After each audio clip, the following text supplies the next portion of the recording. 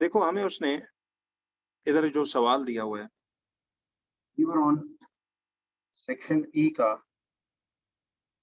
Chapter 5। कल we started out electromagnetic induction, और मैंने आपको कल के लेक्चर में एक ये चीज बताई थी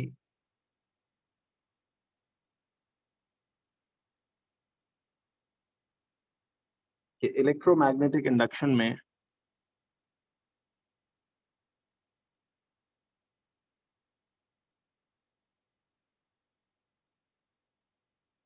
जरा देखो, इलेक्ट्रोमैग्नेटिक इंडक्शन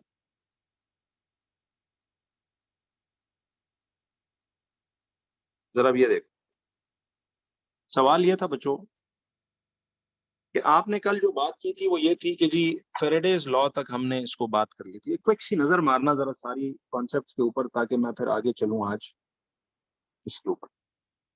आज हमारा नेक्स्ट टॉपिक है फेरेडेज लॉ, तो हमने कल कर लिया था।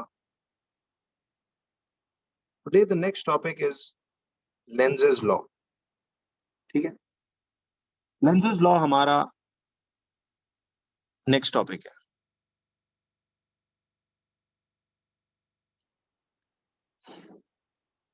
चलिए एक मिनट, उसको भी मैं आज यूट्यूब पे लगा देता हूँ, कल वाला लेक्चर और आज वाला कंबाइन करके। बट बच्चों आइंदा ये यूट्यूब वाला काम यार छोड़ दें, लाइव क्लास लें, समझें चीजों को ताकि आसानी हो। वो उसमें पर आप लोग जरा एक दफा देख लीजिएगा। खैर, अब आइए लेंजेज लॉ में।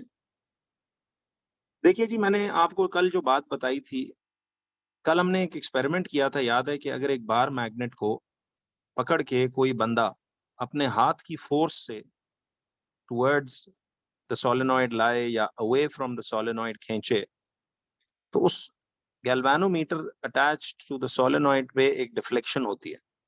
ठीक, हमने ये पढ़ा था कि देखिए बार मैग्नेट की मोशन की वजह से मैग्नेटिक फ्लक्स वेरी कर रहा था ना। जब बार मैग्नेट मूव कर रहा था, टुवर्ड्स द सोलेनॉइड आ रहा था, तब भी फ्लक्स चेंज हो रहा था। मैग्नेटिक फ्लक्स किसे कहते हैं?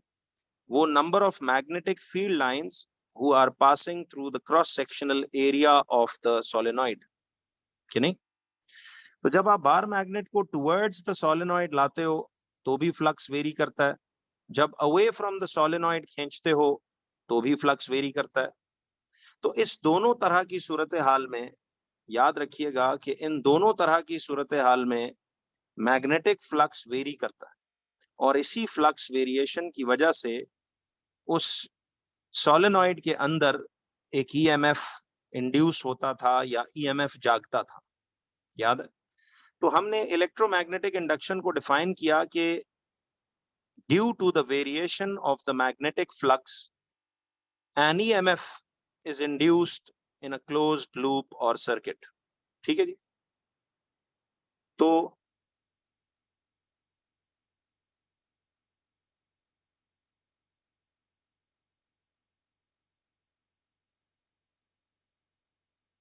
देखिए, अब सुनो। तो देखिए इसमें एक तो ये था, दूसरी बात थी Faraday's law of electromagnetic induction.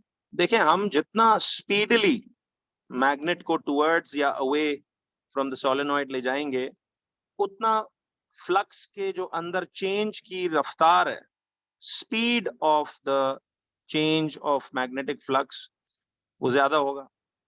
Speed ज्यादा होगी ना, फ्लक्स जिस स्पीड से बदल रहा है वो स्पीड तेज होगी, तो इसीलिए ईएमएफ इंड्यूस्ड भी ज्यादा होगा। इसीलिए गैल्वेनोमीटर डिफ्लेक्शन भी लार्ज दिखाता था, यानी एक लंप ज्यादा करंट उसमें, इसका मतलब है फ्लो कर रहा था। ठीक है, और जितना स्लोली बार मैग्नेट को मूव करते, उतना rate of change of magnetic flux less होता, यानी speed of change of magnetic flux low होता, तो आपका ईएमएफ इंड्यूस्ड भी कम से कम उसमें होगा और कम करंट फ्लो करेगा और कम डिफ्लेक्शन होगी। याद है? ये था फेरेडेज लॉ कि रेट या speed of change of magnetic flux is directly proportional to the induced EMF. अब आते हैं जी, आज का हमारा जो लेक्चर है that is regarding lenses law. देखिए बच्चों, लेंजेज लॉ ना शुरू में तो सुन के ये लगेगा कि पता नहीं है क्या बात हो रही है, बड़ी बड़ी आसान बात है एट द एंड, अगर आप इसको एक तरीके से समझोगे जो मैं एग्जांपल आपको दूंगा। देखिए लेंजेस लॉ कहता है कि लेंजेस लॉ बेसिकली है क्या, इसका पर्पस क्या है। मैं इसकी डेफिनेशन पे आऊंगा, ये एक 2 मार्क की डेफिनेशन भी पूछता है इसकी। लेंजेस लॉ का पर्पस क्या है? देखिए लेंजेस लॉ का पर्पस ये है कि this law is a students method, this law is a students method to find, students method to find the direction, to find the direction of deflection, to find the direction of deflection of galvanometer needle, to find the direction of deflection of the galvanometer needle। ठीक है जी, तो it helps you to find the deflection, direction of deflection of the galvanometer needle। यानी हमें Lenz's law ना देसी लफ्जों में ये बताता है कि यार ये उस सोलेनॉइड में ईएमएफ इंड्यूस किस तरह होगा, उसकी क्या डायरेक्शन होगी, और गैल्वेनोमीटर का नीडल एज अ रिजल्ट कहाँ डिफ्लेक्ट होगा। जरा ये लेंजेस लॉ की, ये तो मैंने आपको ऐसे एक पर्पस बता दी। देखिए लेंजेस लॉ की जो डेफिनेशन है, ऑफिशियल डेफिनेशन है, जरा आप लोग पहले ये लिख लो, फिर मैं आपको बताता हूँ कि इसमें वो कहना क्या चाह रहा है। डेफिनेशन क्या है, कहता है कि जी this law states, see this law states that, this law states that the direction, this law states that the direction of the induced EMF, this law states that the direction of the induced EMF is such that it opposes the cause or change producing it। देखो यार, जैसे आजकल आप लोग IGCSE की और जीसीई की chemistry की ईयरलीज कर रहे हो, आसान लग रही है ना थ्योरीज, हालांकि वो सबसे बड़ा वेटेज 70% आपका इस दफा थ्योरी का वेटेज होगा एग्जाम्पशंस के बाद। तो आप सोचो कि फिजिक्स का उससे भी आसान काम है। फिजिक्स का ईयरलीज देखना आपको देख के और खुशी फील होगी कि that will be even easier, but notes को और कॉन्सेप्ट्स को क्लियर करो। और इस सेक्शन के तो मैंने आपको क्या कहा था, हर हेडिंग ही एक पास्ट पेपर का क्वेश्चन है, इसीलिए मैं इन सेक्शन के नोट्स बहुत तसल्ली से समझा के एक एक बात क्लियर करके आगे चलता हूँ। ठीक है जी, तो तसल्ली रखिए। जैसे केमिस्ट्री हालांकि फिजिक्स से ज्यादा टफ मानी जाती है कि यार उसमें लर्निंग बहुत है, तो ये तो कॉन्सेप्चुअल है, मैथ्स है, न्यूमेरिकल्स का सेंस पता है आपको, सारी बुनियाद बनी हुई है। और आगे ऑप्टिक्स, वेव्स, थर्मल, उनसे भी आसान काम है, उनके तो बहुत इजी क्वेश्चंस होते हैं। तो फिजिक्स जीसीआईजी दोनों में इंशाल्लाह आपका बहुत अच्छा जबरदस्त काम होगा। जी ठीक है, जिनका उर्दू का पेपर है वो लोग जा सकते हैं, मैं इसकी रिकॉर्डिंग आज की लगा लूंगा यूट्यूब पे, तो आप वो जरूर देख लीजिएगा फिर। ठीक है जी, जी जी। तो इंशाल्लाह ये जब आपका जो है तकरीबन 4th से मैं शुरू करूंगा ना, तो आगे फिर फिजिक्स का ही आगे पर्चा है, आईजी वालों का मैथ्स भी है साथ साथ, और उसका बाकियों का फिजिक्स का पेपर है। तो इंशाल्लाह आपका बड़ा सुकून से उसमें भी मैं आपके साथ जब ईयरलीज डिस्कस करूंगा, तो हर ईयरली के बाद बहुत अपग्रेडेशन महसूस होगी आपको। लेकिन बच्चों, एक पर्चा भी फिजिक्स का हो, एक मैथ्स का हो, तो वो बेशक जो है ना आप साथ साथ एक एक करते रहो, और केमिस्ट्री पे जरा फोकस ज्यादा रखें, जो जो पर्चे पहले आ रहे हैं। लेकिन टाइम देखिए बहुत होता है, अगर हम सोने में ज्यादा फालतू वक्त ना लगाएं तो अच्छा वक्त निकल आएगा। खैर, अब देखिए लेंजेस लॉ की डेफिनेशन थी कि this law states that the direction of the induced EMF is such that it opposes the cause और चेंज प्रोड्यूसिंग इट। आप पहले जरा ये डेफिनेशन लिखिए जी। जीसीई वाले ना मैथ्स का P1 एक दिन करें, P2 अगले दिन करें, फिर अगले दिन अगले साल का P1, फिर उससे अगले साल का P2, यानी एक पर्चा मैथ का रोज, एक दिन P1 अगले दिन P2। ठीक है, और फिजिक्स का भी एक एक ईयरली, जिधर तक हो पा रहा है फिलहाल वो करते जाए। जी मैं आता हूँ, 1 मिनट, आप जरा गौर कीजिए। जी मैं कर दूंगा, आज मैं सर से कह देता हूँ, हो जाएगा। अच्छा, तो डेफिनेशन ये है बच्चों के, this law states that the direction of the induced EMF is such that it opposes the cause और चेंज प्रोड्यूसिंग इट। ठीक है जी। जी रोज हर सब्जेक्ट का एक एक पेपर आप टारगेट रख लें कि रोज करें। केमिस्ट्री के दो दो थ्योरी कर लें क्योंकि वो पेपर अपकमिंग जरा पहले आ रहा है। ठीक है जी। अब आपको 2 ईयरली डिस्कशंस के बाद तो मुझे उम्मीद है कि बहुत अच्छी आपकी ग्रिप बननी शुरू हो जाएगी, तो वो होना चाहिए। अच्छा जी, अब बच्चों जरा देखो इसमें बेसिकली इस लॉ को यार जरा डिकोड करते हैं। Meaning of Lenz's law. देखिए ये लेंजेस लॉ मैंने क्या कहा था, जब मैं शुरू में इसकी डेफिनेशन लिखूंगा ना तो आपको लगेगा यार पता नहीं इसमें क्या एक ऐसी खतरनाक बात है कि जो आपको समझ नहीं आ रही। तो जी मैं कर दूंगा जी, वो भी मोल्स का भी मैं देखता हूँ करता हूँ। तो मीनिंग ऑफ लेंजेस लॉ है क्या, जरा देखिए। लेंजेस लॉ में आपने एक चीज ये देखनी है,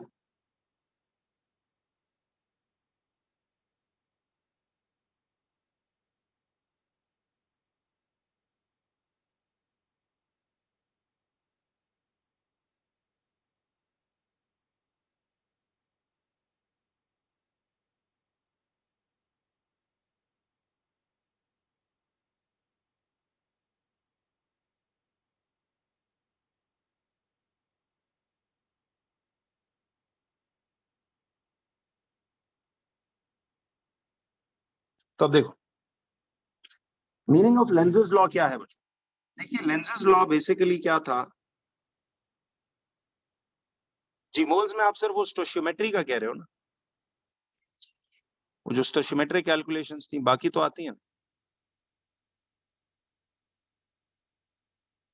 बोलो भाई। जी ठीक। अच्छा जी, मीनिंग ऑफ लेंजेस लॉ। बच्चों एक चीज याद रखें, मीनिंग ऑफ लेंजेस लॉ है क्या। देखो यार मैं आपको ना इसको जरा पहले ओन वर्ड्स में लिख के समझाता हूँ। इस चैप्टर की ना सबसे टफेस्ट बात बस यही है, बट देखना समझने के बाद ये सबसे इजीएस्ट लगेगी। देखो देखो इस लॉ में ना वो ये कह रहा है कि direction of the induced EMF is such that it opposes the cause और चेंज प्रोड्यूसिंग इट। देखिए वो कहता है कि लेंजेस लॉ के मुताबिक इंड्यूस्ड ईएमएफ की, देखें इंड्यूस्ड ईएमएफ की डायरेक्शन, इंड्यूस्ड ईएमएफ की डायरेक्शन ऐसी होगी कि वो चीज जो ईएमएफ इंड्यूस कर रही है, वो चीज जो ईएमएफ इंड्यूस कर रही है सोलेनॉइड में, ठीक है जी, यानी वो चीज जो ईएमएफ इंड्यूस कर रही है सोलेनॉइड में, सोलेनॉइड उसको हमेशा अपोज करेगा।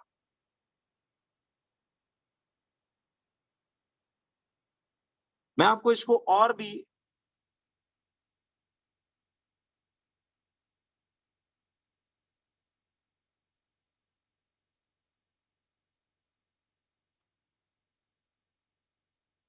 जी, तो देखिए एक बात याद रखें कि इंड्यूस्ड ईएमएफ की डायरेक्शन ऐसी होगी कि वो चीज जो ईएमएफ इंड्यूस कर रही है, वैसे एक बात बताओ वो क्या चीज थी जो ईएमएफ सोलेनॉइड में इंड्यूस करवा रही थी या जगा रही थी।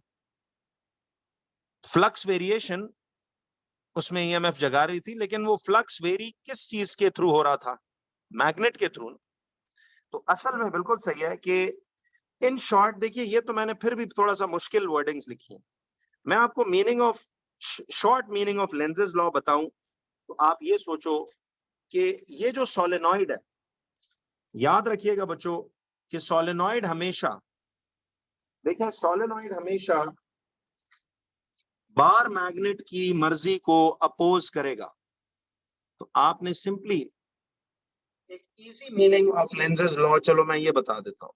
Easy meaning of Lenz's law आप ये लिख लें तो ये जो लेंजेज लॉ की डेफिनेशन है, ये तो ऑफिशियल डेफिनेशन थी फॉर 2 मार्क्स, जो आपको आनी चाहिए। Easy meaning of lenses law बच्चों ये है कि देखिए द सोलेनॉइड, आसान लफ्जों में आप ये कर लो कि the solenoid will always, the solenoid will always oppose, the solenoid will always oppose the, देखिए the solenoid will always oppose the bar magnet। Lenses law की इन शॉर्ट ये मतलब था कि सोलेनॉइड हमेशा बार मैग्नेट को अपोज करेगा। सोलेनॉइड जो है वो बार मैग्नेट को हमेशा अपोज करेगा। तो the solenoid will always oppose the bar magnet. बात याद रखिएगा कि सोलेनॉइड हमेशा बार मैग्नेट को अपोज करेगा। तो भाई जब इधर तक आपको कहानी समझ में आ रही है कि सोलेनॉइड हमेशा अपोज करेगा उस बार मैग्नेट को, ठीक, तो हम चलते हैं जरा इस चीज को इस तरह की कुछ पिक्चर्स के थ्रू समझने के लिए। तो लेंजेज लॉ की देखिए ऑफिशियल वर्डिंग्स तो ये थी कि देखें कि this law states that the direction of the induced EMF is such that it opposes, what does it do? It opposes the cause or change producing it। यानी वो ये कहना चाह रहा है कि यार जो जो सोर्स उस ईएमएफ को जगा रही है, सोलेनॉइड में जो सोर्स उस ईएमएफ को जगा रही है, यानी वो बार मैग्नेट ईएमएफ को जगाने में हेल्प कर रहा है ना, तो सोलेनॉइड उस सोर्स को हमेशा अपोज करेगी। ये एक उसने ना क्लू दिया है, कोड है, एक तरीका है जिससे क्या समझना है मैं बताता हूं। तो जरा आप देखिएगा ना ना ना, मैं अब सारी बात आपको समझाऊंगा तफसील से। ये इस मैंने आपको कहा ना, इस चैप्टर का सबसे मुश्किल टॉपिक बस यही वाला है जिसको समझ कर करना जरूरी है, उसके बाद बाकी बहुत इजी बात है। तो मुझे ये बताइए कि the solenoid will always oppose the bar magnet, यानी ये हमेशा इस बार मैग्नेट को ये अपोज करेगा। अब मेरा आपसे सवाल ये था बच्चों, ध्यान से सुनना आप जरा साथ। पहला केस ये है कि हम सपोज यहां से ना एक north pole of a magnet को टुवर्ड्स द सोलेनॉइड लेकर जाएंगे। देखो ये बात आपने बड़ी क्लियरली समझनी है। थोड़ा सा शुरू में जरा मसला होगा इसके अंदर, लेकिन एट द एंड आप देखिएगा इसमें आप बिल्कुल क्लियर हो जाएंगे। अच्छा मुझे एक बात बताओ, मैं जो आपको ये बनाकर दिखा रहा था, सुनना आप जरा गौर से, ये तो गैल्वेनोमीटर की नीडल है ना, ठीक है जी जी, एक मिनट सुनिएगा आप जरा। अब देखो ये आपके पास एक सोलेनॉइड है, ठीक है, और ये आपके पास एक बार मैग्नेट है। तो एक सोलेनॉइड है, एक बार मैग्नेट है, और ये आपके पास गैल्वेनोमीटर लगा हुआ है जो कि करंट को डिटेक्ट करेगा। अब सवाल ये था, जरा सुनिएगा ध्यान से, कि देखिए आपके पास एक बार मैग्नेट है और ये सोलेनॉइड उसके पास यूं जाकर इधर से इसको वो कर रहा है। मेरा आपसे सवाल ये था कि देखिएगा सोलेनॉइड ये दिया हुआ है और गैल्वेनोमीटर इस तरह से आपको यूं गिवन है। क्वेश्चन ये था जी कि easy meaning of lenses law अब क्या है, अप्लाई करते हैं। देखो आपको ना इस पे सवाल क्या आएगा मैं बताता हूं, पहले जरा समझिएगा इस पूरी स्टोरी को, बड़ी तसल्ली से इसको प्लीज देखिएगा बिकॉज इट्स वेरी इंपॉर्टेंट। देखें मुझे ये बताएं कि जब मैं इधर से इस बार मैग्नेट का north pole towards the solenoid लेकर जा रहा हूं, किस तरफ, टुवर्ड्स द सोलेनॉइड लेकर जा रहा हूं, तो गौर करो। देखिए आप मुझे ये बताएं कि हमने अभी ये इजी मीनिंग ये सीखा कि बस आप ना लेंजेज लॉ को समझना हो तो बस इस लाइन को याद रखो कि सोलेनॉइड हमेशा बार मैग्नेट की मर्जी को अपोज करेगा। जो बार मैग्नेट करना चाहेगा ना, आप याद रखना सोलेनॉइड ने कसम खाई हुई है कि मैं उसके ऑपोजिट चलूंगा।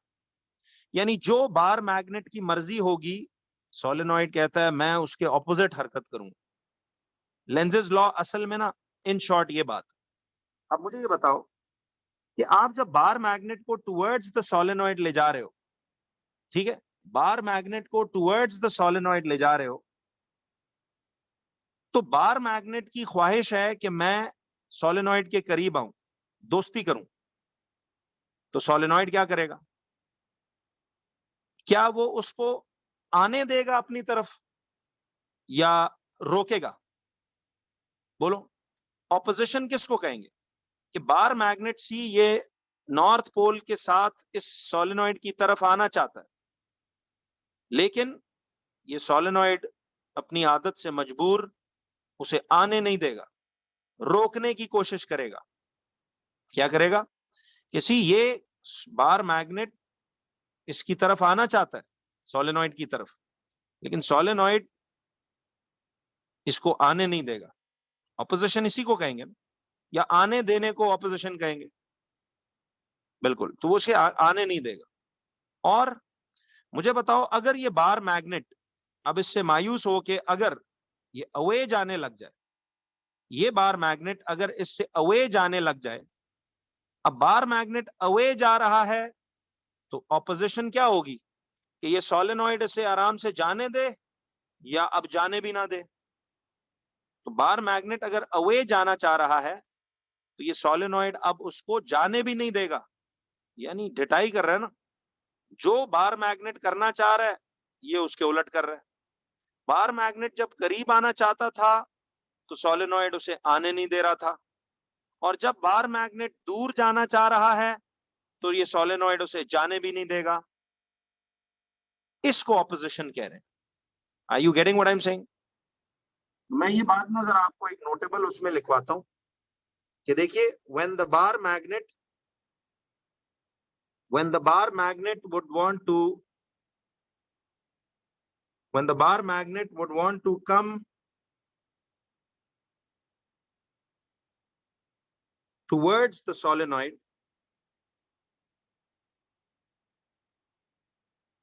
तो लिखें opposition means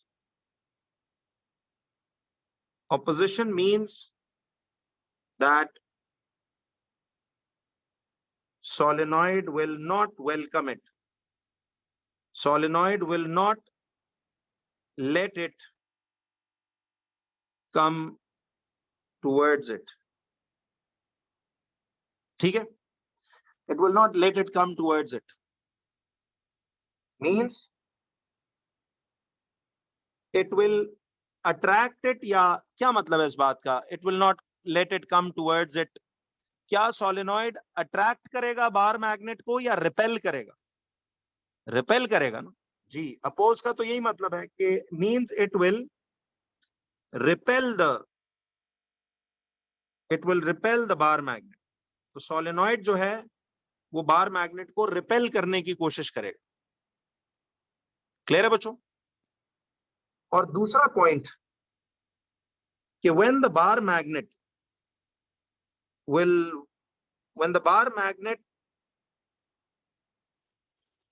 will be moved away, तो इधर ऑपोजिशन का क्या मतलब है? ऑपोजिशन मींस कि अब ये सोलेनॉइड उस बार मैग्नेट को अवे जाने भी नहीं देगा, यानी ना आने दे रहा था अपनी तरफ, अब ना जाने दे रहा है। यानी जब बार मैग्नेट सोलेनॉइड की तरफ आना चाह रहा था तो सोलेनॉइड उसे रोकने की कोशिश कर रहा था, आने नहीं दे रहा था अपनी तरफ, तो रिपल्सिव मोड में बैठा हुआ था। ठीक, अब जब बार मैग्नेट अवे जाना चाहेगा तो फिर सोलेनॉइड की ऑपोजिशन का मतलब है कि अब ये सोलेनॉइड इसे सुकून से जाने भी ना दे। समझ रहे हो?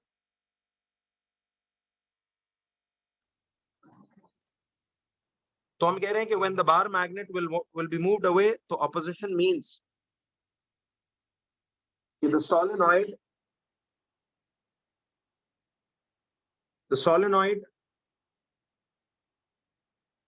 will not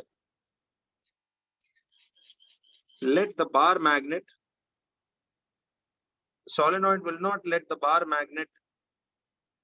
move away from itself, which means, जरा बताओ, which means will the solenoid try to attract the bar magnet or repel it? Yes, which means the solenoid will try to attract the bar magnet. क्या ख्याल है? तो ये note जरा आप पहले लिख लीजिए कि देखिए यहां से हम बात कर रहे थे कि when the bar magnet would want to come towards the solenoid, the opposition means that the solenoid will not let it come towards it, means it will repel the bar magnet. Solenoid will repel the bar magnet. वो उसे आने नहीं देगा अपनी तरफ. और जब बार magnet away जाना चाहता है तो ऑपोजिशन मींस, ये मैं बता दूं, ऑपोजिशन मींस कि solenoid will not let the bar magnet move away from itself, which means the solenoid will try to attract the bar magnet. पहले मुझे ये बताओ, क्या आपको ये कहानी कुछ समझ में आ रही है? अब इससे देखेंगे कि हमें कैसे हम डिटरमिन करेंगे डायरेक्शन ऑफ द ईएमएफ और डिफ्लेक्शन वगैरह सारी कहानी. मैं सिर्फ आपको पहले जरा ये बातें इजी करके डिकोड कर रहा हूं. तो लेंजेस लॉ की डेफिनेशन ऑफिशियल अपनी जगह, बट उसका मतलब ये था जो मैंने अभी नोट लिखवाया आपको. कंप्लीट हो गया सबका? जरा बताओ पक्का समझ में आया? कि देखिए जब ये बार मैग्नेट इसकी तरफ आना चाह रहा है तो सोलेनॉइड उसे आने भी नहीं दे रहा, और जब ये यानी आने नहीं दे रहा का मतलब कि सोलेनॉइड मैग्नेट को रिपल्सिव मोड में लेके बैठा हुआ है, रिपल्सिव मोड में उसको वो कर रहा है. ठीक है जी.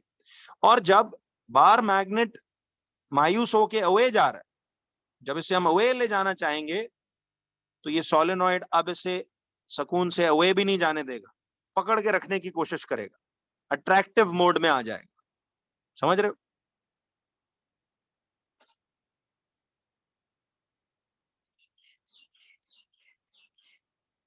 जी बताता हूं. देखिए ये एक ना, ये लेंस एक साइंसदान है, उसने एक तरीका बनाया.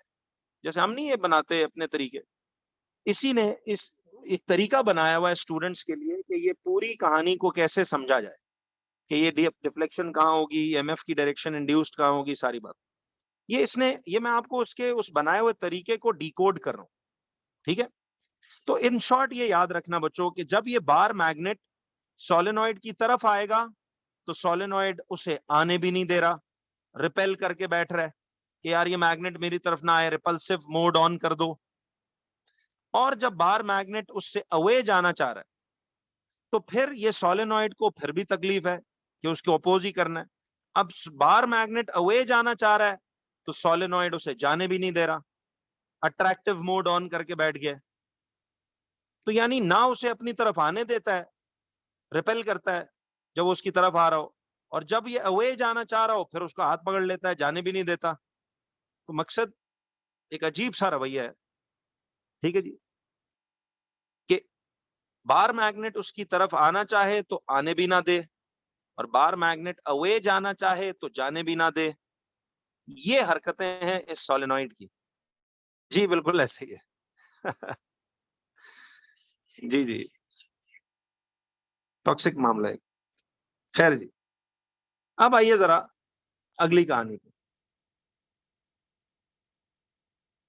तो आप मुझे जरा बताइएगा, जरा सुने.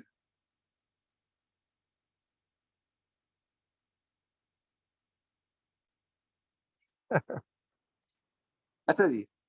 अब जरा बच्चों देखो कि इस चीज को ना, अब हम let's put it two questions, कि इस पे सवाल कैसा आता है. एक तो इसकी 2 मार्क की डेफिनेशन है, ये फेरेडेज लॉ, इलेक्ट्रोमैग्नेटिक इंडक्शन, ये अभी तक हमने 2-2, 3-3 मार्क की डेफिनेशनें कर ली. ठीक है. केस 1 ये था इस लेंजेस लॉ के लिए. I will draw the diagram again बच्चों. अब जरा पूरी देर आपने पेंसिल जरा नीचे रख के ना, पेन पेंसिल्स नीचे रखो एंड जस्ट वॉच कि ये मैं क्या कर रहा हूँ. आपको मैं इसका फाइनली वो बता रहा हूं. तो देखिए ये उसने पूरी एक तस्वीर सी आपको बना के दी होगी बच्चों. आर यू ऑल रियलाइजिंग कि देखिएगा जरा, देखो मुझे एक बात बताओ, आप सब लोगों को ये सोलेनॉइड का 3D व्यू समझ आ रहा है? कि देखो ये यहां से ना ये तार बेसिकली इस सॉलिड फ्रंटल पार्ट से जुड़ी हुई है, और ये जो डॉटेड पार्ट है ये उसका बैक व्यू है, याद है, ये उसका बैक व्यू है। आप कुछ मत बनाओ, pens down, just look at the screen. फिर इसी तरह यहां से ये जा रहा है ऐसे करके, देखो ये फ्रंटल पार्ट से जुड़ा हुआ है, ये सॉलिड तार, ये सॉलिड तार यहाँ से फ्रंटल पार्ट से जुड़ी हुई है, ये इस डॉटेड पार्ट से बैक पार्ट से, और बैक वाला फिर सॉलिड से जुड़ा हुआ है, ये यहाँ से यूं आ रहा है, और फिर ये डॉटेड पार्ट है, फिर ये सॉलिड पार्ट जुड़ा हुआ है, फिर ये डॉटेड पार्ट है, फिर ये सॉलिड पार्ट है, और ये ऐसे करके आ रहा है। क्लियर है ये? अब जरा सुनना, मेरा आपसे सवाल ये था बच्चों, मैं अगर north pole of a bar magnet को टुवर्ड्स द सोलेनॉइड लेकर आऊं, जी अभी ये सारा कुछ रिफ्रेश हो जाएगा भाई, देख लो जरा, इस पूरी चीज को कनेक्ट कर रहा हूं, जो कल की बात थी और आज की थी कनेक्ट कर रहा हूं। तो मुझे एक बात बताओ कि अगर ये बार मैग्नेट का नॉर्थ पोल टुवर्ड्स द, सी हम नॉर्थ पोल को, एन पोल को टुवर्ड्स द सोलेनॉइड लाना चाह रहे हैं, मैं इस केस पर्टिकुलर की बात कर रहा हूं, तो मुझे जरा बताओ क्या ये बार मैग्नेट को सोलेनॉइड अपनी तरफ वेलकम करेगा, आने देगा, या अनवेलकम करेगा? अनवेलकम करेगा। अनवेलकम से मुराद कि ये उसे रिपेल करेगा, यानी the bar magnet wants to come towards the solenoid. See ये हमने इधर से किसी बंदे ने इसे हाथ से पकड़कर, सी कोई बंदा इसे हाथ से पकड़कर टुवर्ड्स द सोलेनॉइड लेकर आ रहा है, बट सोलेनॉइड की नीयत ठीक नहीं है, वो उसे आने नहीं दे रहा। वो अलग बात है कि हमारे हाथ की फोर्स इतनी ताकतवर है कि इसकी मर्जी के खिलाफ हो रही है, लेकिन ये अपनी औकात दिखा रहा है। ठीक है जी, कि देखिए जहां से आप इसको टुवर्ड्स द सोलेनॉइड ले जा रहे हो, बट सोलेनॉइड इस बार मैग्नेट की इस हरकत को अपोज कर रहा है। अच्छा बताओ, नॉर्थ पोल के साथ ये bar magnet towards the solenoid आना चाहता है, लेकिन ये सोलेनॉइड इसे आने नहीं देगा। अच्छा आने नहीं देगा तो इसका क्या मतलब है? आने नहीं देगा तो इसका मतलब है कि वो इधर, ये सोलेनॉइड इस बार मैग्नेट को रिपेल करेगा। तो मुझे एक बात बताओ, सोलेनॉइड अगर बार मैग्नेट को रिपेल करना चाहता है तो उसे इस नियरर एंड पे कौन सा पोल जगा देना चाहिए? ये नियरर एंड पे, चलो मैं इनको नाम दे देता हूं, end A of the solenoid और end B. End A of the solenoid पे ये सोलेनॉइड कौन सा पोल जगा के इसे नहीं आने देगा अपनी तरफ? यस, तो ये इस किनारे पे नॉर्थ पोल जगा देगा, ये जो है इस वाले किनारे पे नॉर्थ पोल जगा के बैठ जाएगा। ठीक, भले उससे फर्क पड़े ना पड़े, बट ये अपनी औकात दिखा रहा है कि बार मैग्नेट इसकी तरफ आना चाह रहा है और सोलेनॉइड आने ही नहीं दे रहा, रिपल्सिव मोड में बैठ गया। ठीक है, तो रिपल्सिव मोड में तभी बैठेगा ना कि जब वो यहां से क्या कर दे, कि जब वो यहां से नॉर्थ पोल जगा के बैठ जाए, तभी नॉर्थ नॉर्थ को आने से रिपल कर सकेगा, रोक सकेगा कि नहीं। और इस किनारे पे कौन सा पोल जाग जाएगा? यहां साउथ पोल बी पे चला जाएगा। You all understand what I am saying? तो देखो मसला अब आसान होने वाला बच्चों। अब सोलेनॉइड्स ने इधर नॉर्थ जगा दिया उसने और इधर साउथ जगा दिया, तो क्या यूजिंग, सुनो, इधर भी using right hand rule, grip rule नहीं, याद है फर्क आपको बताया था ना, राइट हैंड ग्रिप रूल में, राइट हैंड रूल में और left hand, Fleming's left hand rule कब कब लगता है? नोट्स पक्के रखना फिजिक्स का, ईयरलीज और भी इजी हो जाएगा आपके लिए, स्ट्रेट फॉरवर्ड सवाल होंगे, देखना। ठीक है, उसको मैं और भी बहुत डिटेल से करूंगा, उसके लिए तो वहां पर सॉलिड जो है वो बायो वालों के बाद भी इवन कुछ 7-8 दिन होंगे साथ, उसमें मैथ्स का P1 चल रहा होगा और बेहतरीन किस्म की आप उसमें रिविजन और सारा कुछ हो जाएगा, देखिएगा जरा। तो आपने using the right hand rule, आपको याद है कि इस राइट हैंड रूल में ये थंब क्या बताता है, ये कर्ल ऑफ द फिंगर्स आपको बताता है क्या चीज? देखिए, आपको याद है कि ये जो उंगलियां थी, इन उंगलियों को आपने अलाइन करना है।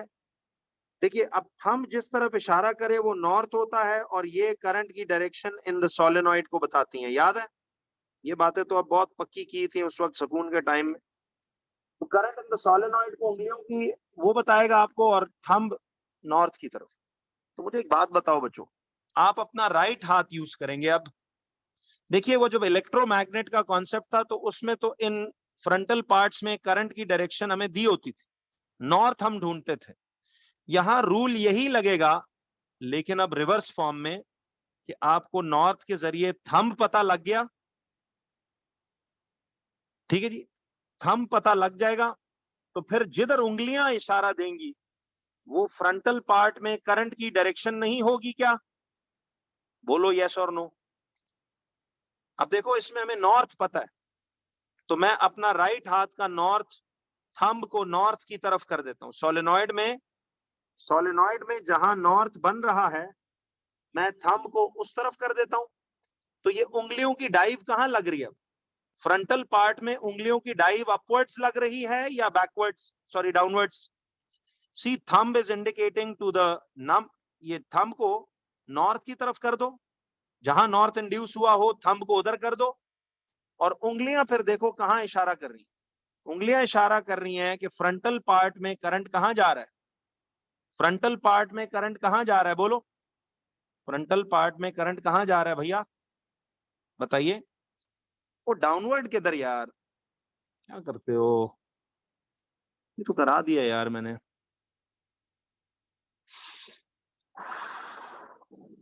भाईजान, डाउनवर्ड नहीं जा रहा यार, आपके सामने करके दिखा रहा हूं, फिर भी आप उल्टा जवाब दे रहे हो। ये थंब जो है इस तरफ कर दो, यूं, और ये जा रहा है आगे, सी, अपवर्ड्स। यार ये उंगलियों के इशारे कहां जा रहे हैं? सी, दे गोइंग अपवर्ड्स। डाउनवर्ड आप क्या सोच के डाउनवर्ड क्या जवाब दे रहे थे? तो इन फ्रंटल पार्ट में इसका मतलब है करंट ऊपर की तरफ फ्लो कर रहा है। समझ आई?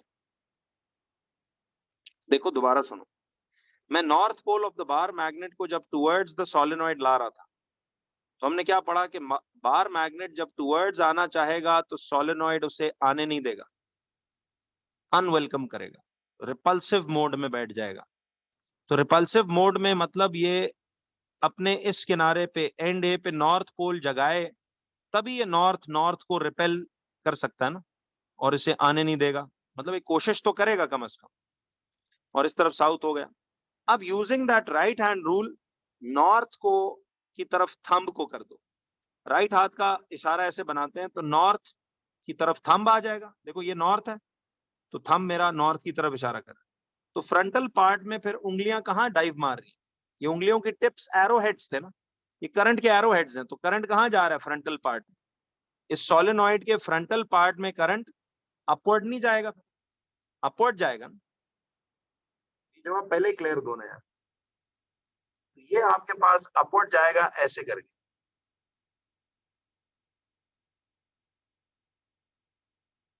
अच्छा, अब मुझे बताओ कि जब ये करंट अपवर्ड जा रहा है, तो बच्चों क्या ओवरऑल, अगर आपको फ्रंटल पार्ट में करंट पता लग गया है, तो मुझे इस बाकी पार्ट्स ऑफ द सोलेनॉइड में भी करंट के एरोज इनके जरिए मार्क करके बता सकते हो कि कहां होगा?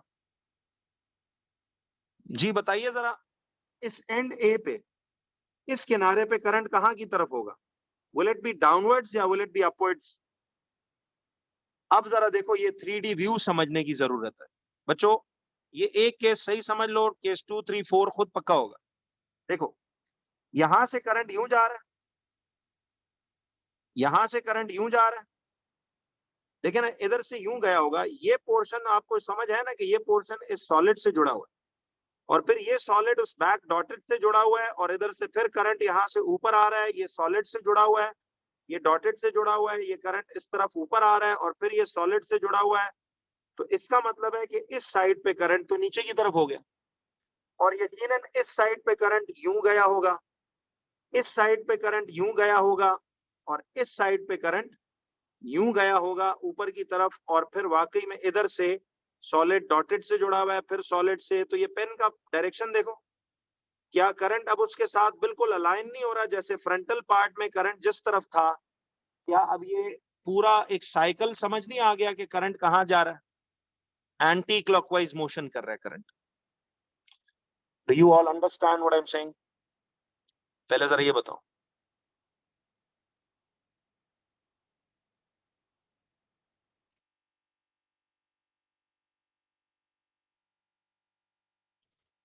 देखो भाई, मैं ये कह रहा हूं कि सुनो, एक मिनट, ये देखो, आपको ये समझ आ गया था? जरा ये रिपीट वाला बंदा बोलो भाई। ये तो देखो, ये वाला समझ आ गया कि इसमें करंट कैसे अपवर्ड हमने फ्रंटल में डिसाइड किया। तो यार ये 3D व्यू को समझो ना जरा, कि देखो इसमें करंट यूं ऊपर जा रहा है। मुझे बताओ, ये वाला पोर्शन क्या इस सॉलिड के साथ जुड़ा हुआ है या इस डॉटेड के साथ जुड़ा हुआ है? देखो ना, ये वाला जो तार का हिस्सा है जी, तो ये देखो ना, यहां से करंट यूं गया होगा और इधर से करंट यूं आया होगा, फिर इस डॉटेड में नीचे आया होगा बैक पार्ट में, और फिर इस फ्रंटल पार्ट में ऊपर आया होगा, और यहां से ये यूं गया होगा। समझ आई?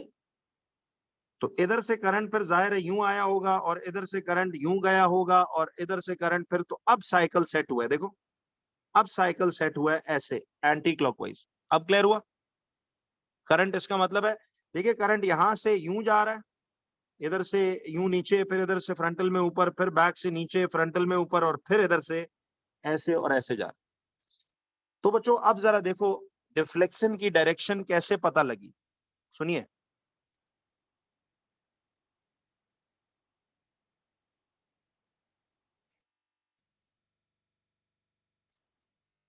यार ये ए और बी की बात नहीं है, मैं ये कहना चाह रहा हूँ, आपको ये फ्रंटल पार्ट में करंट की डायरेक्शन समझ आ गई है?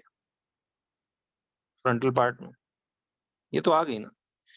मैं आपको इस ये गिवन पिक्चर के मुताबिक ये पूछ रहा हूँ कि अगर यहां से करंट यूं जा रहा है, तो ओवरऑल मुझे जरा बताओ ना, इन इस तरह की मूवमेंट के साथ ओवरऑल करंट कैसा जाएगा?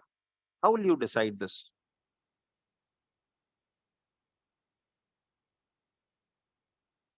ये देखिए, ये आपके पास यूं जा रहा है, ये यूं जा रहा है। देखो ना, यहाँ से यूं गया होगा करंट, फिर इधर से यूं आया होगा, फिर इधर से यूं गया होगा, फिर इधर से यूं आया होगा, फिर इधर से यूं गया होगा, तो फिर इधर से नीचे ही आएगा ना, नीचे ही नहीं आएगा? तो भाईजान यहाँ से जब यूं करंट जाएगा तो फिर तो नीचे ही आएगा ना इधर, और इधर से यूं जाएगा, और इधर से फिर यूं जाएगा, और फिर अब ये साइकिल देखो फ्लो में सेट नहीं हो गया, यानी ये फ्लो सेट कर रहा था मैं। यार इधर करंट्स किस तरफ होने चाहिए कि ये फ्लो उसी तरह हो जैसा ये आ रहा है राइट हैंड रूल के मुताबिक। अब क्लियर है? तो बच्चों मुझे एक बात बताओ कि सपोज ये गैल्वेनोमीटर की नीडल है, ठीक है, जो यहां से ऐसे फिक्स्ड है बीच में। जरा मुझे ये बताओ कि ये चार्जेस, बेसिकली ये करंट का फ्लो, वो चार्जेस है ना जो दौड़ते हुए आ रहे हैं। जब चार्जेस ऐसे दौड़ते हुए आएंगे, इधर से चार्जेस दौड़ते हुए आएंगे, तो मुझे जरा एक बात बताओ कि जब इधर से चार्जेस दौड़ते हुए आएंगे, तो ये नीडल को अपने पांव के नीचे रौंदते हुए आगे निकल जाएंगे, तो नीडल की डिफ्लेक्शन कहाँ होगी? टू द राइट साइड होगी या टू द लेफ्ट साइड होगी? बोलो। हाँ जी। तो this is how you decide the direction of deflection of the galvanometer and the direction of the induced EMF, कि EMF किस जानिब इंड्यूस हुआ। देखिए EMF इसका मतलब है कि इस डायरेक्शन में इंड्यूस हुआ, कि करंट यूं आ रहा है, तो देखो ना ये नीडल है सपोज, तो जिधर से आपके करंट का इलेक्ट्रॉन्स, यानी यूं समझो कि करंट जहां से दौड़ते हुए आएगा, अब इधर से दौड़ते हुए आ रहा है, तो खुद सोचो वो अपने ये नीडल को पांव के नीचे रौंदते हुए इधर से निकल गया यूं, तो डिफ्लेक्शन किस तरफ हुआ करेगी? जहां से इलेक्ट्रॉन्स यानी चार्जेस दौड़ते हुए आएंगे, उस तरफ नीडल धक्का खा के निकल जाएगी। तो इधर मुझे बताएं कि डिफ्लेक्शन की डायरेक्शन कहां की तरफ होगी। अब ये सारी वर्किंग आपने करनी थी कि इस केस में deflection will be towards the right side, तो नीडल आपका ऐसे डिफ्लेक्ट होके वापस अपनी जगह पे आ जाएगा। समझ आई? ये सारी कार्रवाई है 2 सेकंड का काम। अभी मुझे केस 2, 3, 4 कराने दो और पक्का हो जाएगा, डोंट वरी। ये इस चैप्टर की सबसे मुश्किल समझने वाली बात बस यही है, बट अब उसको भी बहुत इजी करके समझ लिया हमने। थोड़ा सा बस ये करंट के एरोज के हिसाब से ओवरऑल सर्कल करंट का बनाना समझो। अच्छा बच्चों, ये केस 1 को तो हमने जरा देख लिया। मैं आपको अब लेकर आ रहा हूं, जरा 1 मिनट सुनिएगा इस बात को, कि केस 2 में क्या होगा। अब फर्ज करो कि मैं इधर से इसी नॉर्थ पोल को अब यहां से अवे, देखिए north pole of the bar magnet को मैं अवे अब ले जाना चाह रहा हूं।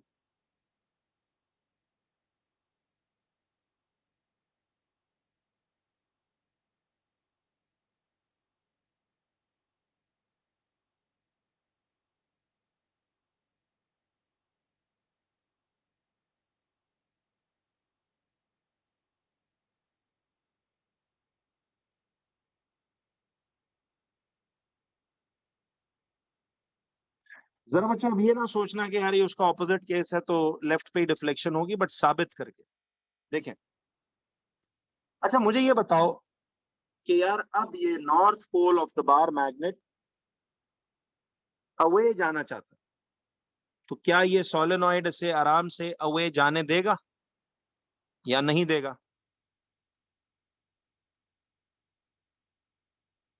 नहीं जाने देगा, बिल्कुल।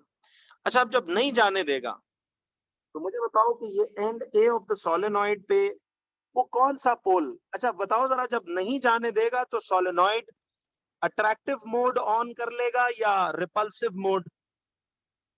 ना जाने के लिए उसे अट्रैक्टिव मोड ऑन करना चाहिए ना, ताकि ये सोलेनॉइड इस मैग्नेट को थोड़ा अपनी तरफ अट्रैक्ट करके रखे और उसे जाने में मुश्किल हो, तो अट्रैक्टिव मोड वो ऑन कर ले।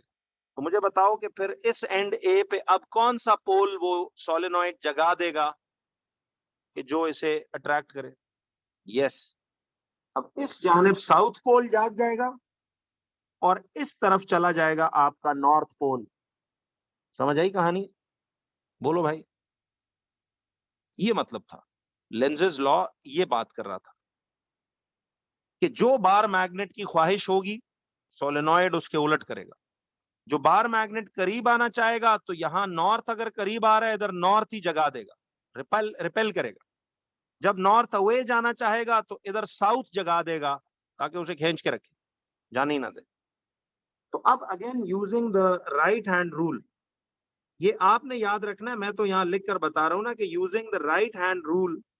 जरा बताइए कि कौन सा, बच्चों गौर करो, किस तरफ, अब ये फ्रंटल पार्ट में मुझे जरा बताइएगा, फ्रंटल पार्ट में करंट किस तरफ होगा?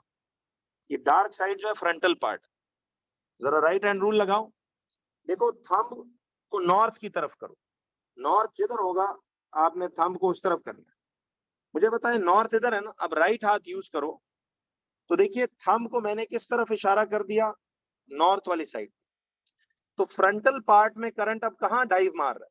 देखो उंगलियों की टिप्स एरो हेड्स है, तो फ्रंटल पार्ट में करंट देखो ना, थंब नॉर्थ की तरफ ही है, थंब जो है ये नॉर्थ की तरफ कर दी, और फ्रंटल पार्ट में करंट जो है वो यूं आके ऐसे नीचे डाउनवर्ड डाइव मार रहा है। तो फ्रंटल पार्ट में करंट अब नीचे की तरफ आ रहा है। तो मुझे एक बात बताओ, आपको इसका 3D व्यू समझ आ गया ना? तो अगर फ्रंटल पार्ट में देखो करंट ऐसे नीचे आ रहा है तो बैक में यहां से ऊपर गया होगा। देखिए यहां से अगर करंट नीचे आ रहा है तो इधर डॉटेड में से पीछे से ऊपर गया होगा, फिर ये डॉटेड सॉलिड से जुड़ा हुआ है ना, तो यहां से फिर करंट कहां आया होगा? सी करंट नीचे की तरफ आया होगा और इधर से फिर ऊपर गया होगा, और इधर से करंट फिर नीचे की तरफ आया होगा और फिर इधर से ऊपर गया होगा और इधर से नीचे आया होगा और इधर से यूं आया होगा और इधर से यूं आया होगा और इधर से यूं आया होगा। क्या ख्याल है? यहां से यूं आया और इधर से ये ऐसे यूं होते होते इधर से यूं गया होगा। This is clear to you? क्यों जी? तो इसका मतलब ये हुआ बच्चों कि हमारे पास ये इस तरह से करंट के एरोज हमने यूं मार्क कर दिए। इसमें अब कोई मसला या प्रॉब्लम तो नहीं? श्योर। नाउ वॉच, देखिए इस सारी कहानी में अब मुझे बताओ कि डिफ्लेक्शन की डायरेक्शन कहां होगी? बच्चों ये पक्का समझ आया कि देखो यहां से करंट नीचे आ रहा है तो इधर से ऊपर गया होगा, इधर से नीचे, देखो अब वो सेट हो रही है डायरेक्शन। तो इसका मतलब है यहां से वो नीचे गया होगा और इधर से करंट इधर आया होगा और फिर इधर से इधर, तो एक साइकिल का फ्लो देखो सेट हो गया, एक पूरा फ्लो ऐसे ये सेट होता जा रहा है। अब मेरा आपसे सवाल ये है कि जब गैल्वेनोमीटर ऐसे पड़ा हुआ था और देखिए ये इलेक्ट्रॉन्स यहां से दौड़ते हुए आए यूं, तो जब वो इधर से दौड़ते हुए आएंगे तो इस गैल्वानोमीटर को अपने पांव तले रोंद कर इस तरफ निकल जाएंगे ना, फिर यहां से यूं जाएंगे। तो ये डिफ्लेक्शन इस वक्त लगाएगा फिर किस तरफ? इस केस में डिफ्लेक्शन होगी टुवर्ड्स द लेफ्ट। तो ये डिफ्लेक्शन की डायरेक्शन, करंट की डायरेक्शन, पोलैरिटी, गैल्वानोमीटर कहां डिफ्लेक्ट करेगा, कौन कौन सा पोल जागेगा, ये सारे 1 मार्क क्वेश्चंस थे जो आपको एक ही शॉट में मैं सारा कुछ सिखा रहा हूं। क्या ख्याल है? पक्का क्लियर हुआ जी? तो एज कमिटेड आखिरी कॉन्सेप्ट तक देखिए, मैं कहीं जल्दबाजी नहीं करूंगा, सवालों को सीख कर जाओ। इस सेक्शन के यार हर कट कॉपी हेडिंग ही सवाल है, तो इन्हीं को इधर ही से नोट्स रिवाइज कर लो, तो हमें टॉपिकल्स की भी जरूरत नहीं पड़ती इसमें। केस 3 पे आइए। नहीं, ये जरूरी नहीं है मरियम, ये आपने 3D व्यू के मुताबिक सोचना है। देखो, फ्रंटल पार्ट में करंट समझ आ जाए तो फिर उस 3D व्यू के मुताबिक आप कर सकते हो। जी शुक्रिया साहब, थैंक यू। चलिए, बस उसके हिसाब से आपने करना। देखिए, ये बात ना वैसे कम्युनिकेट करना, समझाना किसी को बड़ी सिरदर्दी है, ये समझाना बड़ा मुश्किल हो जाता है, लेकिन थोड़ा सा स्टेप बाय स्टेप आराम आराम से करके तो वो हम करेंगे। जी मैं एक मिनट उनको पूछ लेता हूँ। केसरी पे आता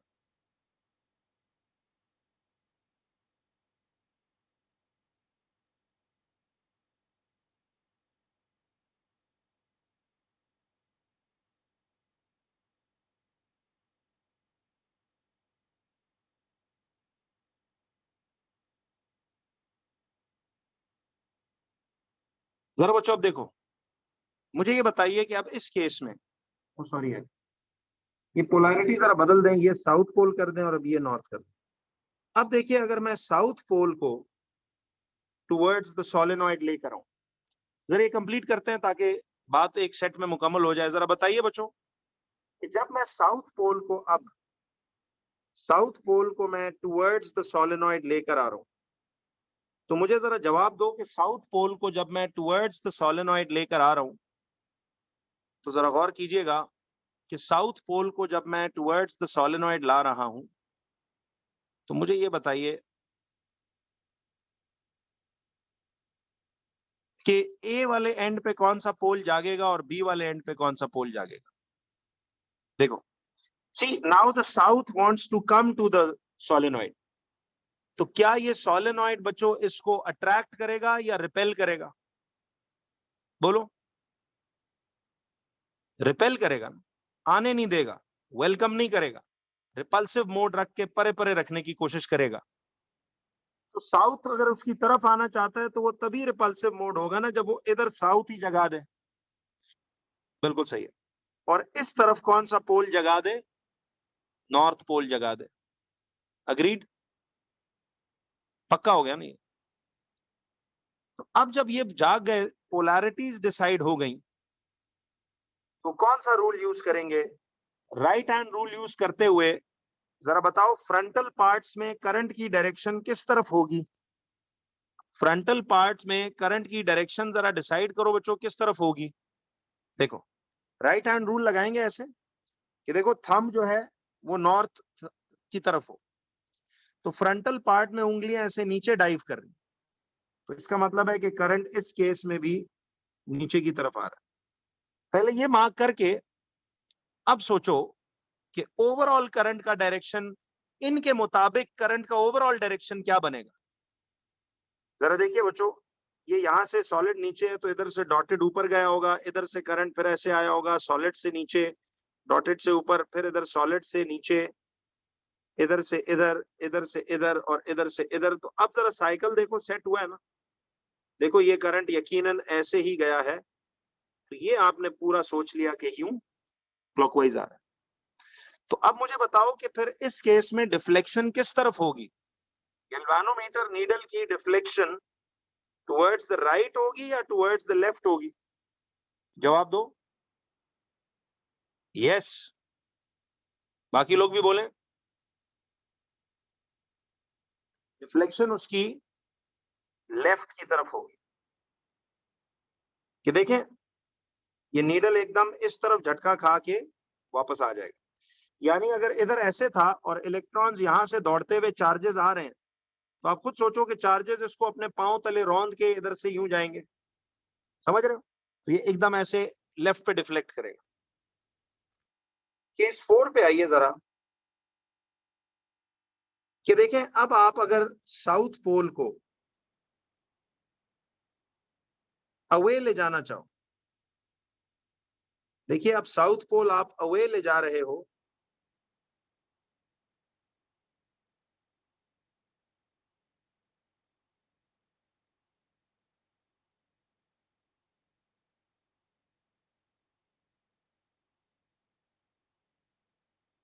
तो मुझे एक बात बताइए कि अब जब साउथ पोल अवे जाएगा तो सोलेनॉइड के, क्या सोलेनॉइड उसे जाने देगा? अब साउथ पोल अवे जाना चाहता तो solenoid will not let it go, because it has to oppose it always. अब सोलेनॉइड अगर इस बार मैग्नेट को नहीं जाने देगा तो इस वक्त अट्रैक्टिव मोड ऑन कर लेगा या रिपल्सिव? सोलेनॉइड कौन सा मोड ऑन करेगा? अट्रैक्टिव मोड ऑन करेगा, कि ताकि बार मैग्नेट को अपनी तरफ खींच के रखे। तो अट्रैक्टिव मोड ऑन करने के लिए वो साउथ के ऑपोजिट पोल नॉर्थ इंड्यूस नहीं कर लेगा, ताकि नॉर्थ इसको अट्रैक्ट करे साउथ को और जाने ना दे। इधर नॉर्थ आ गया तो इधर क्या आ जाएगा? इधर साउथ आ जाएगा। तो अब using the right hand rule, solenoid पे हमेशा राइट हैंड रूल लगता है ना, नॉर्थ को आपने थंब को नॉर्थ की तरफ कर देना। सी ऐसे आ रहा है ना ये, तो सी थंब को नॉर्थ की तरफ, तो फ्रंटल पार्ट में करंट कहां जा रहा है? Frontal part of the solenoid में करंट अपवर्ड जा रहा है। तो अब इस अपवर्ड करंट के मुताबिक जरा पूरा फ्लो बताओ क्या होगा। देखिए यहां से करंट यूं जा रहा है, यकीनन इधर से यूं आ रहा होगा, फिर इधर से यूं गया होगा, फिर इधर से यूं आया होगा, फिर इधर से यूं गया होगा, फिर इधर से ऐसे आया होगा, फिर इधर से ऐसे आया होगा, ऐसे गया होगा। तो ये देखो पूरा एक साइकिल सेटअप हुआ कि नहीं? एक पूरा साइकिल सेटअप हो गया। तो अब मुझे ये बताओ कि गैल्वेनोमीटर में अब इधर से जब इलेक्ट्रिक करंट आ रहा है, तो जब यहां से करंट आएगा तो ये अपने पांव तले रौंदते हुए इसको इधर से नहीं निकल जाएगा, तो deflection will be towards the right side.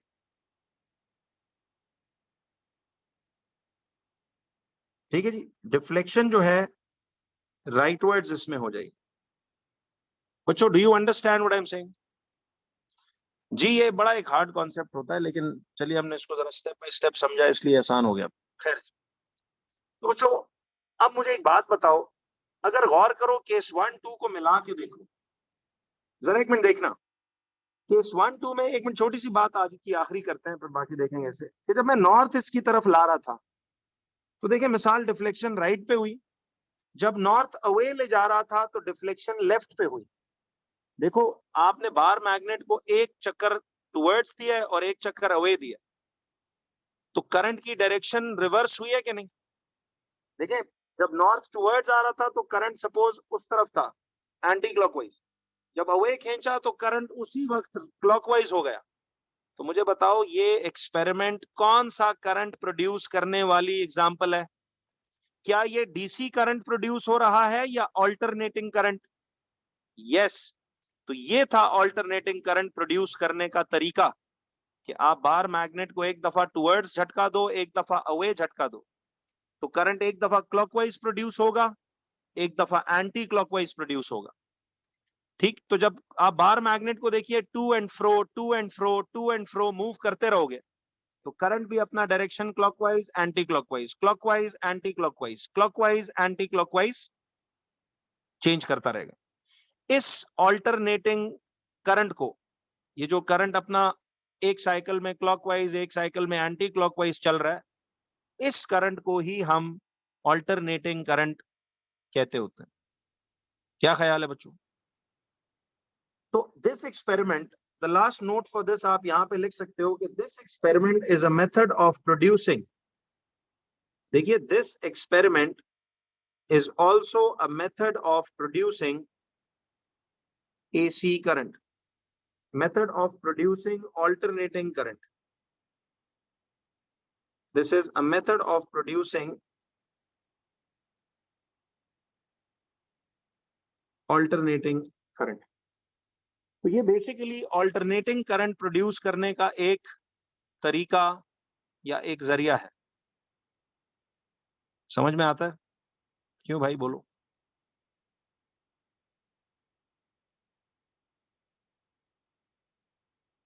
चलिए, इधर तक इसको कंटिन्यू करते हैं जी, फिर बाकी इंशाल्लाह देखेंगे।